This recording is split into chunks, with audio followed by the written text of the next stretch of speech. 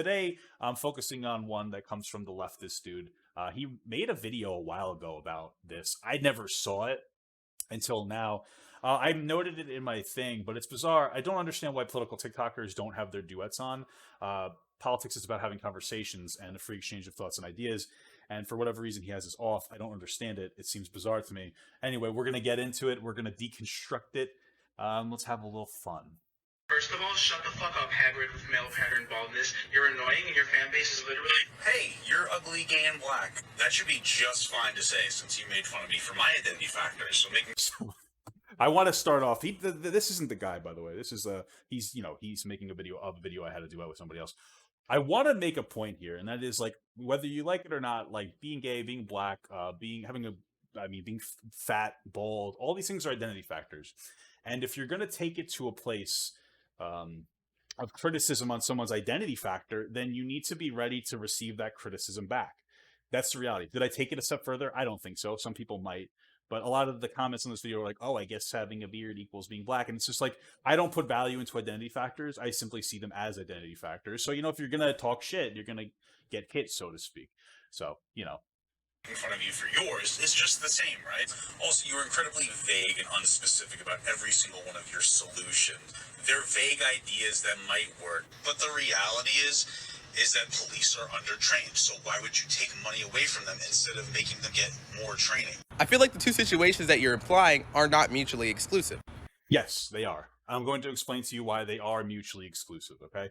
First and foremost, what you need to understand more than anything else is that you are not going to be able to get police to have more training, because that's what we need to do first and foremost. They need like sensitivity training, better de-escalation training. They need a lot of training. You're never going to be able to get them to implement more training by taking away their funds. And the reason is because of unions. The unions are not going to budge. They're going to protest, and they're not. If you're going to try to cut their funding, they're going to protest. And like I understand, because you go on to talk about the demilitarization of police. Fine. I don't know that I necessarily find that to be priority, but it's fine that you do. The thing is again, it's just not going to happen. And like, this is the problem is like, we have this feel good attitude to things, and like in a perfect world, yeah, we could probably reduce the spending for police, restructure it, reorient it, put it somewhere else. We could do that, but it's not going to happen. And you have to be practical. And I find it a little ironic that, generally speaking, unions tend to be more progressive. It was a huge thing with Bernie Sanders, and yet people don't understand the finer points of unions. A good union will live and die for the people that it represents, and they're just not going to budge. It's not going to happen. At best, you'll be able to get them to reallocate resources, but it's not going to work. The reality of the situation, and we could sit here and speculate on how much is too much, depends on your area, but the reality of the situation is the training that we need is going to be very expensive. Not only do we need to add more training, for New York, for instance, it's like 6 months of training. You're going to have to probably, let's say you double that. So you're going to have to train all the police officers that are currently in there. You're going to have to continuously extend the training for all the people in the academy. Then you have to understand, which means you have to hire teachers. You have to hire new teachers and new staff and new people. And then you have to hire people who teach other teachers. You don't understand, like, they're going to have to hire people to teach this protocol. They're also going to have to write up a protocol in order to have somebody teach more teachers. You understand what I'm saying? And then on top of that, your turnover rate in the academy is going to go up because less people are going to be able to make it to the course. There's so many ways it's going to cost more money. And maybe we could just reallocate it, but it's not going to happen. The unions are going to fight it to the death. And you need to understand that perspective. And the only way to really understand that is life experience. So you have to understand like what unions do. You can defund the police while telling them to reallocate money for their training. People want to defund the police for two reasons. One, so that they can become less militarized, and two, so that the shit ton of money that goes to the police can go back into the communities. Because investing in these low-income neighborhoods, the neighborhoods that commit the most crime, will cause crime rates to go down and people will become successful. Investing in educational opportunities for these neighborhoods will cause the poverty rate to go down, since poverty is directly linked to a lack of education, and it will cause the crime rate to go down, since crime is linked to poverty. Let's talk about that point right now first, more than anything else. What we're talking about right now is feel-good programs. Correlation doesn't equal causation. The reality of the situation is that, yes, higher education is absolutely linked to lower poverty rates, but you don't get higher. Investing in education doesn't create opportunity for communities. Money for communities increases your ability to invest into education. And we have this idea where like we put band-aids on all these symptoms of a greater problem, which is just lack of money in communities, by the way. Here's what's going to happen if you take a ton of money and you invest into education in these impoverished areas. Let's ignore the fact that impoverished areas have higher dropout rates. Let's ignore the fact that a lot of these areas push people through school because they want more funding, and if they have more failures, they get less funding. Let's ignore those very real situations. You invest money into education. Let's say all these kids are so smart now. All these kids go through, they're so smart now. One of two things is going to happen. Either they're going to have to leave their area to find a job that they can perform, or they're going to stay and be smart poor people. And smart poor people are angrier than uneducated poor people. You haven't actually done anything. The positive impact of investing billions of dollars into education is not worth the cost. And I want you to understand, and this goes for a lot of these other feel-good programs that go like, oh, let's invest in social workers and this and that. And they're not bad ideas. I want you to understand that.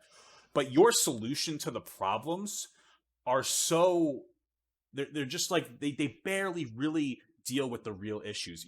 Because we know that poverty is why these things are happening. And so I want to restructure your thought process to think less about these small feel-good programs and rally around like a really big comprehensive idea. That's what I propose. Universal basic income solves 80% of all of our problems. Let's just put it into poverty, into like these poor black areas, right? You take money, you put it directly into the hands of these impoverished Americans while also rallying them around the idea of spending it to themselves. Invest in your own small businesses, open your own small businesses, work for those small businesses, invest that money into those small businesses, allow money to centralize and pump through these poor areas to the point where you have so much money, you can increase your own property taxes and your own education spending. Because the reality is that the money needs to come first. New York doesn't have a good education system, or rather, New York doesn't have opportunity because of the education. New York is a trading hub. There's so much money going through there, and there's so many job opportunities that we can take that money and re-centralize it around it. That's why New York has better education and lower crime rates, because there's more money. I know a lot of people in my area who do not have a formal education. They just came here maybe 10, 15 years ago from like South and Central America. A lot of people from there. All of them make better money than me. It's not because they're formally more intelligent. They don't necessarily have a good high school education. It's because the opportunity is there and they can hone around a craft, which is mechanics mostly. We need to do that. It's better to have people who aren't intelligent that have good money than have a lot of smart people that don't have any fucking money. That's the thing. And we have to focus our idea around that because we're so focused on the Band-Aid effects. And it doesn't happen. It doesn't help. And I want to extend this to people always give conservatives a lot of crap. They're always like, "Oh, conservatives, like they don't get it. They don't want to have all these programs that do so much." It's because they understand that these programs are feel-good programs that really won't work the way you want to. And that's the problem. And just keep in mind that neither party is promoting any comprehensive idea on how to remove poverty. Neither of them. As much as you may like Democrats because they're proposing better solutions, their solutions aren't better. They're feel-good ideas that make you feel like they're the ones that are for the end of poverty, but they're not. They're not. They really aren't. And I want to restructure this, and I just want to end this particular segment off with one thing. Universal basic income, again, I've said it, 80% of our problems. That's how you do it. Okay, you take $1,000 a month and you give it to everybody over the age of 18. It gets people off of welfare. It gives people more opportunity. It puts money into businesses. It makes communities like poor black communities that feel like the government doesn't care about them. It makes them feel like they care about them. That's why I don't like these solutions that you guys propose. Okay, and yes, gang, by the way.